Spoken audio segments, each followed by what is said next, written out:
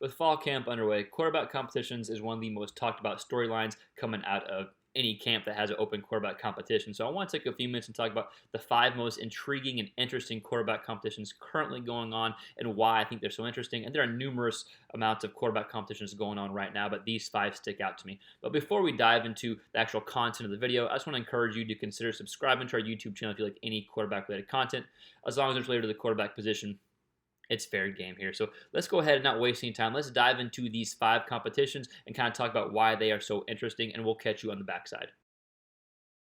So I don't think anyone's surprised that Ohio State is our number one quarterback competition as far as interest level goes and how much intrigue is there. And we got C.J. Stroud highlights coming on right now, and this was one of the most interesting quarterback battles in the nation without the news of Quinn Ewers joining early. And so let's talk about the three guys that are currently there. We got C.J. Stroud, who is thought to be the number one guy.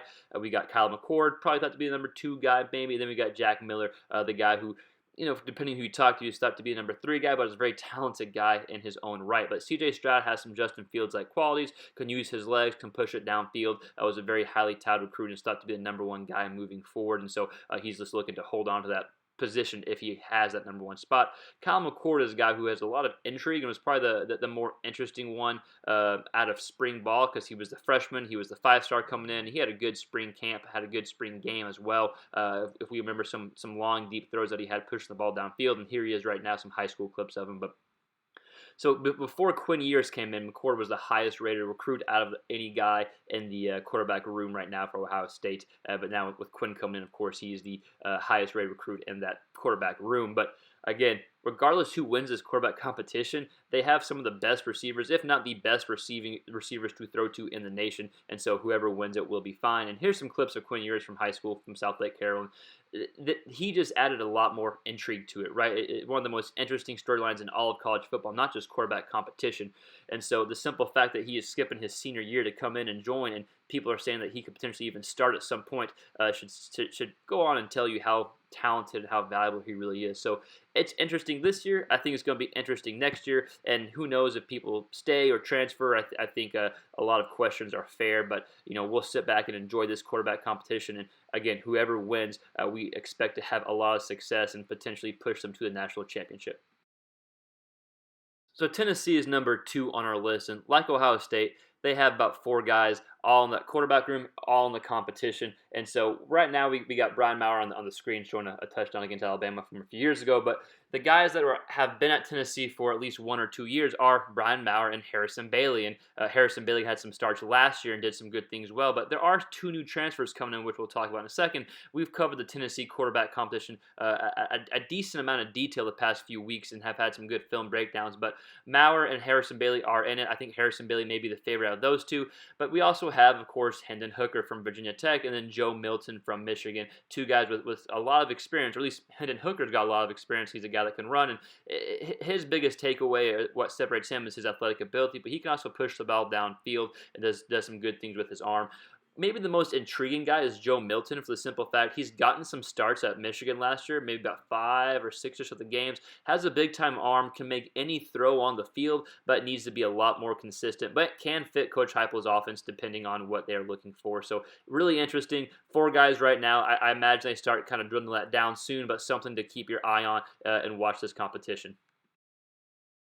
So Michigan comes in at number 3 on our list, and while they don't have 4 guys competing for the starting job, they do have about 3 guys competing for the starting job. And of course, they got Cade McNamara coming back, who came in replacement for Joe Milton, got some playing time last year as well, and did some good things. He's thought to probably be the number 1 guy right now. He had a good game against Rutgers, but besides that, still not a ton of experience. The clips we have right here are J.J. McCarthy, the talented true freshman 5-star recruit who at some point is thought to be the future of the program. I think it's just a matter of time and just a matter of when. When will he be ready? So I do think we'll see him some, but he's definitely the highly touted recruit who is bringing in a lot of talent and a lot of potential. And so whether it's this year or next year, at some point he'll be the guy, but I wouldn't be surprised to see him this year. And then kind of the dark horse who I think may be their best choice this year is the Texas Tech transfer Alan Bowman. He's someone we've talked about several times on the channel before.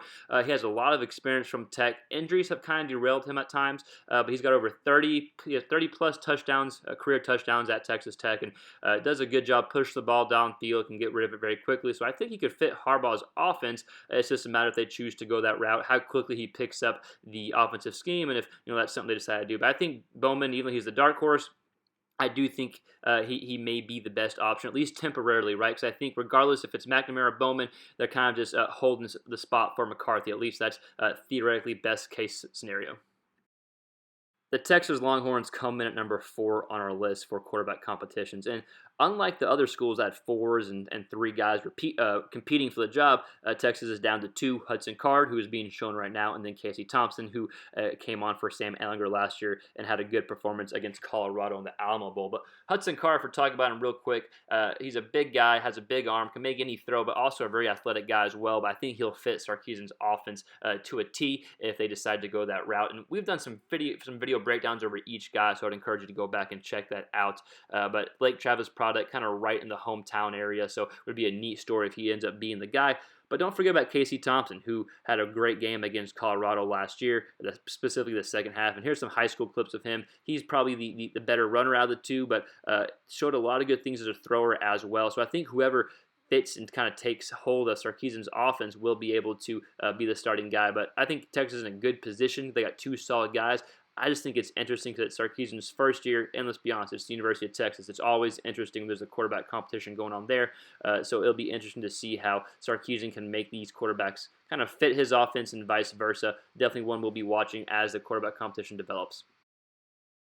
And the 5th quarterback competition on our list is the Texas A&M Aggies, and like Texas, anytime one of these 2 schools has a quarterback competition going on, especially when they're thought to be good, it's going to be a pretty interesting storyline. So here's Haynes King.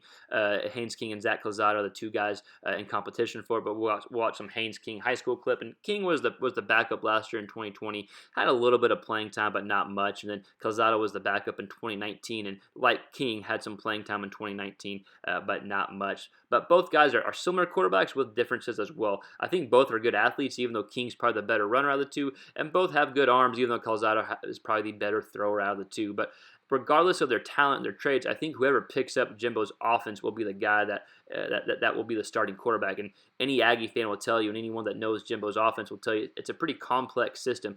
Jimbo asks a lot of his quarterbacks, but the thing that these 2 guys got going for him is there's a lot of talent around them. Talented tight ends, talented running back, talented slot receiver, and Nia Smith. They got a lot of talent around them. So if they can just pick up Jimbo's offense and can take care of the ball, then I think A&M can be in a good position to be pretty good this year. So very interesting competition. I think we'll see this competition go on till the very end of camp, and hopefully they have a guy before camp is over, but I think this could be one of the quarterback competitions that lasts the longest out of the ones we've talked about today.